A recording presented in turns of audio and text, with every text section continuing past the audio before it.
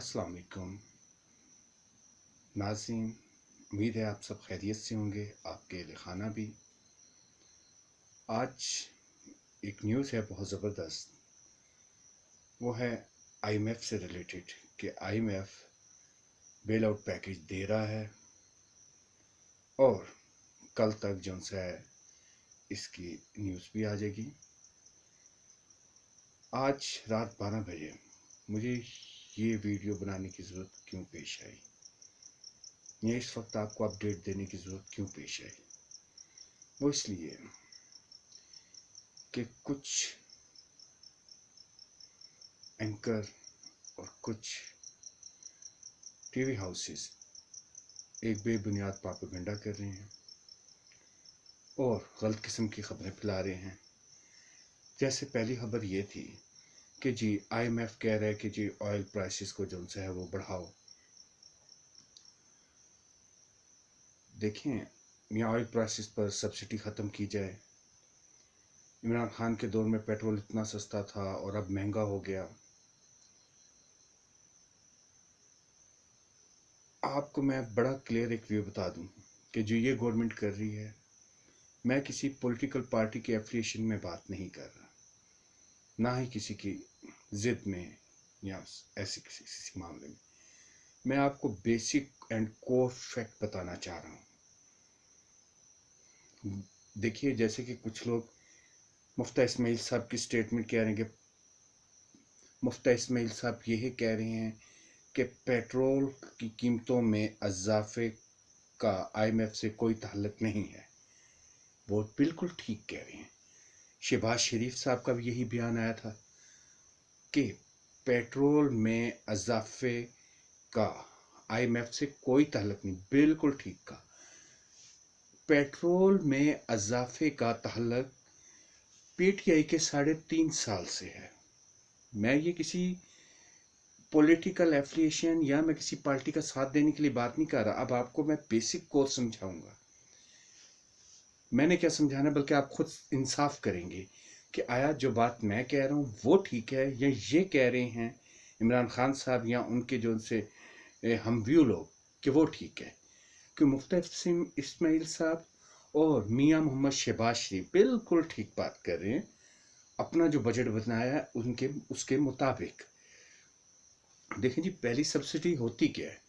Subsidy ये होती है कि जब लोगों की कीमतें खरीद मुल्क में कम हो जाए तो गवर्नमेंट या रिजर्व बैंक गवर्नमेंट के मशवरे से आवाम को रिलीफ देती है। मसलन कैसे रिलीफ देती है? फर्ज करें पेट्रोल जो सा है 200 रुपये का है या 250 का, ठीक है। 200 रुपये की 250 रुपये का है। 200 रुपये की क़ुव्वत ख़रीद जो सी है वो आवाम पे डाली जाएगी। ऊपर के 50 रुपये वो गवर्नमेंट ऑफ पाकिस्तान पैसा देगा और पेट्रोल की कीमत आपको 200 रुपये में प्रोवाइड की जाएगी।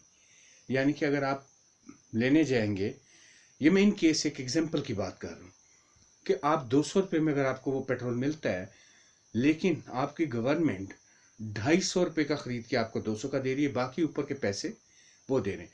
जो पेट्रोल होता है ना, ये बाहर से आता है, ये होता है इम्पोर्ट बिल।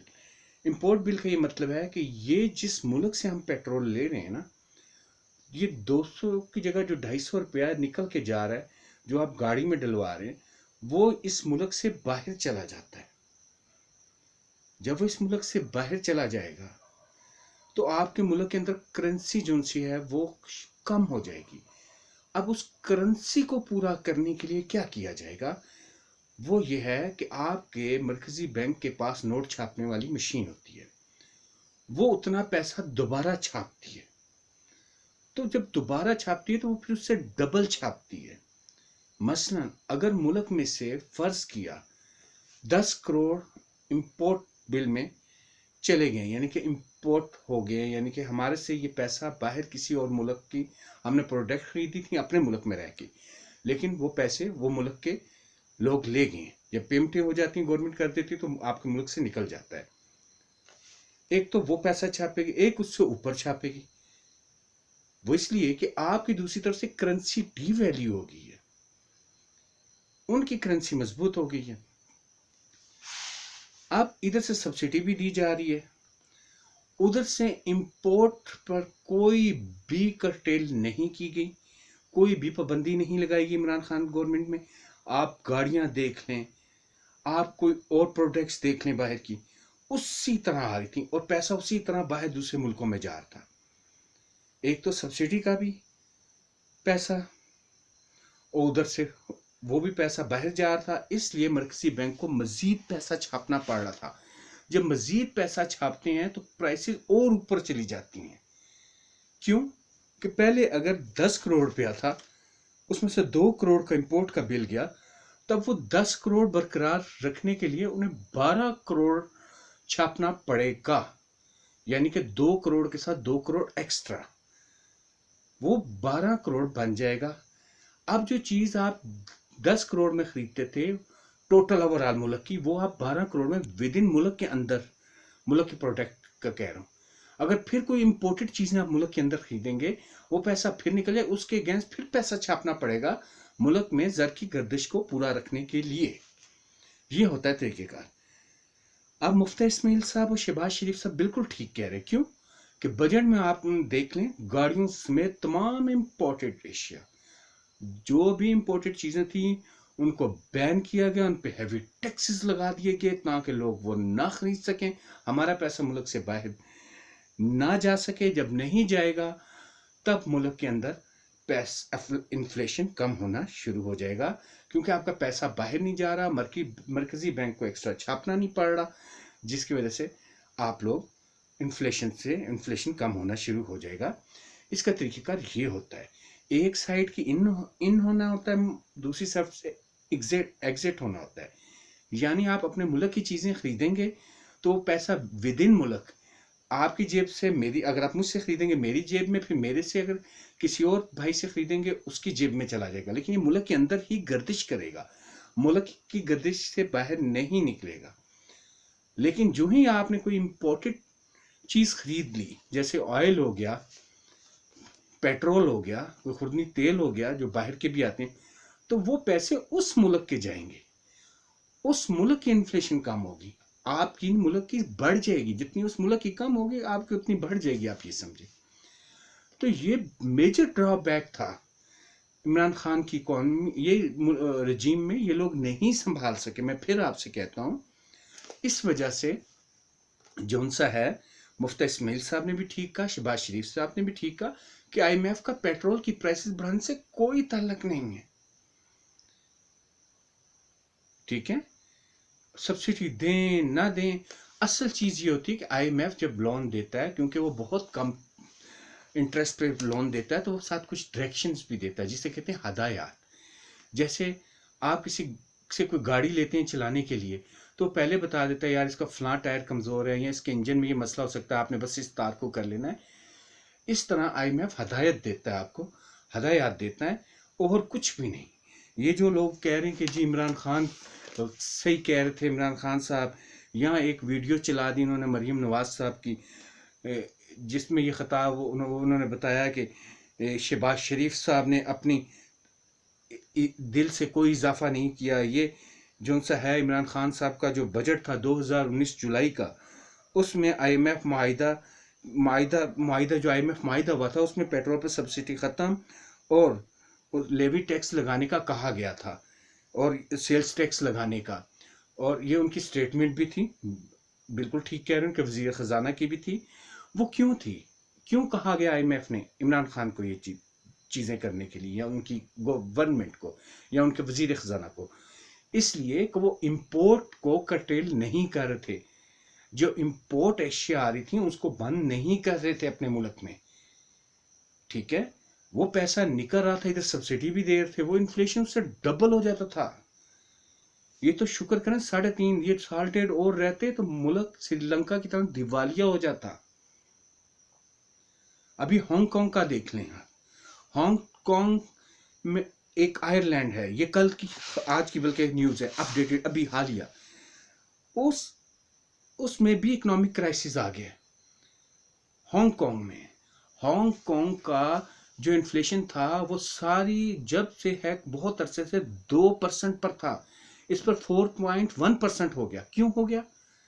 इसलिए कि उनकी 90% जो फूड है, फूड आइटम, वो 170 ममालिक से उनके मुल्क में आता है। जिन 170 ममालिक से वो इंपोर्ट करते हैं, उस इंपोर्ट का बिल देते हैं, तो उस 170 ममालिक की करेंसी स्ट्रांग होती है और इन्फ्लेशन इनका बढ़ के 4.1 हो गया है परसेंट, 2% से। ये आज की मैं न्यूज़ बता रहा हूँ आपको, हांगकांग की। हांगकांग बेसिकली एक आइलैंड है, उनके अंदर उगाने का या लगाने का या काश्तकारी का कोई सिलसिला नहीं है। आप यहां से इस लॉजिक को पकड़े।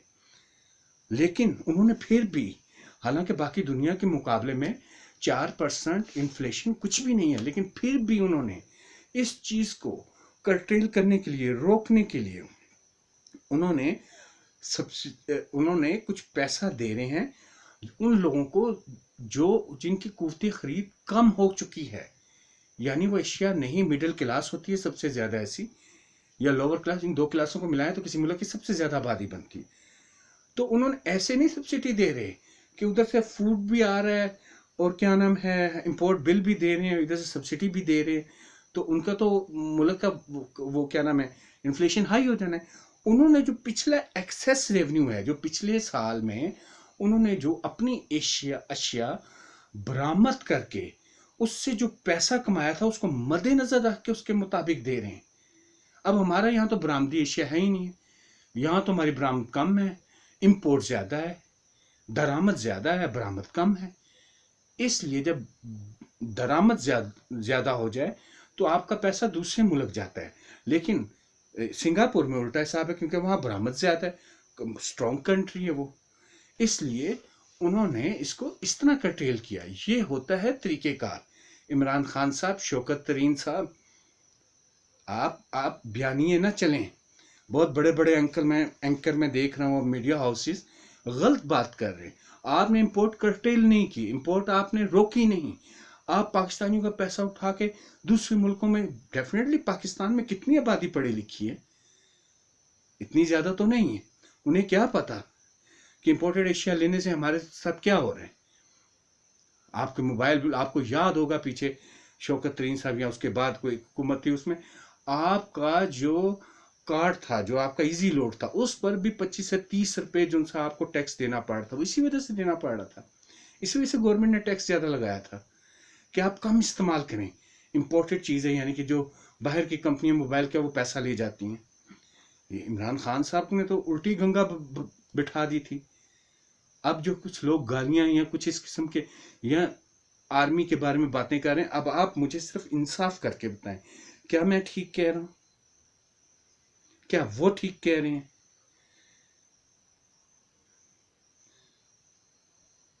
ऐसा नहीं है।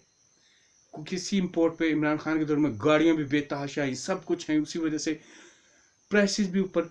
लेकिन इन्होंने फेक डॉलर, मैंने आपसे पहले भी कहा ना, आईएमएफ से कर्जा लिया हुआ था। अब इन्होंने कीमतें रोकी कैसे हुई थी, मुझसे ये पूछें पेट्रोल समेत सारी। आईएमएफ से कर्जा लिया हुआ था, ओवरसीज का पैसा आया हुआ था, डॉलर्स थे, ओवरसीज तो डॉलर में भेजते हैं ना, फिर यहाँ करेंसी एक्सचेंज होती, तो वो ये मार्केट में इंजेक्ट कर देते थे। इन्हें पता था 4 साल बाद हम देखेंगे जो कुछ होगा, अभी तो चलाओ, काम टपाओ। ये काम टपाते रहे हैं, बेड़ा गर्क करते रहे हैं। लेकिन लोगों को पता नहीं, चोरी ऐसी होती है कि कुछ अर्से तक पता नहीं चलता, बाद में पता चलता। झूठ ऐसा ही होता है। किसी बड़े अच्छे स्कॉलर ने कहा था, झूठ और सच में फर्क यही है कि जब झूठ होता है, किसी भी तेल को पानी में डालें तो कुछ देर के लिए पानी के अंदर रहेगा, फिर कुछ देर बाद वो पानी की सतह पे बाहर आ जाएगा तेल। ये बात होती है सच की। आखिर सच तो आना ही था, ये सब कुछ होना ही था, लेकिन ये भी बर वक्त हो गया। मैं आपको ये बात बड़ा क्लियर कह रहा हूँ, जिसने भी किया है ये मुल्क पाकिस्तान के साथ बहुत बड़ी नेकी की है, ख्वाह एस्टेब्लिशमेंट है, ख्वाह किसी ने, ख्वाह बाहर के किसी लोगों ने इनको बताया है, ख्वाह आईएमएफ ने इनको हदायत दी है, मुझे नहीं पता, मेरा अल्लाह जानता है। लेकिन आज रात 12 बजे मैंने इसलिए ये वीडियो नहीं की कि आप घंटी के निशान को दबाएं या सब्सक्राइब करें मेरा चैनल। No, never. मुझे इस चीज़ की परवाह नहीं है। मैं जो कहूँगा सच और ठीक बात आपसे कर रहा हूँ। अब आप खुद देख लें, जाइए पिछले सारे दादोशुमार निकाल के देख लीजिए। ब्लेम गेम करनी बहुत ईजी होती है। वजीर आजम शिप आपको चाहिए, वजीर आजम का ओहदा चाहिए, ऐसे ही इस्टेब्लिशमेंट को कह देते हैं कि जो वजीर आजम की तनख्वाह है वो इमरान खान साहब को दे दिया करें। और दूसरा, जो इमरान खान साहब कहते हैं, मैंने आपसे पहले भी कहा था कि लॉन्ग मार्च नहीं होगा, नहीं हुआ, हड़ताल भी नहीं, लेकिन ये हड़ताल की क्यों? देखिए, दुनिया में बाकी ममालिक में भी क्योंकि खाने पीने की अशिया महंगी हुई हैं, इन्फ्लेशन ऊपर गया है, इसलिए तमाम ममालिक में, बेल्जियम में था, ग्रेट ब्रिटेन में था उस दिन प्रोटेस्ट, सारे मुल्कों में प्रोटेस्ट हो रहे। उस लिहाज से इन्होंने महंगाई पर प्रोटेस्ट किया। ये किसी पॉलिटिकल पार्टी का प्रोटेस्ट नहीं था, ये महंगाई पर हुआ है। और महंगाई क्यों हो रही है? यूक्रेन और रशिया वार की वजह से, ये सबको पता है और ये कंटिन्यू रहेगी। अल्टीमेट रशिया वार हार जाएगा। उसकी कुछ रीजंस हैं, फिर कभी मैं प्रोग्राम करूंगा और फिर आपको बताऊंगा। मरासले पे भी मैं करके आपको बताऊंगा ये क्या हकीकत है, ये क्या कह रहे हैं और वो क्या कह रहे हैं। खैर, अब बात लंबी हो जाएगी इस वीडियो में। मैं इंशाल्लाह अपना नेक्स्ट प्रोग्राम करूंगा मरासले पर, और उस पर मरासले से रिलेटेड जो न्यूज़ हैं, अपडेट, वो भी आपको दूंगा। अब तक इतना ही। थैंक यू सो मच, बहुत शुक्रिया आप लोगों का। अल्लाह हाफिज़।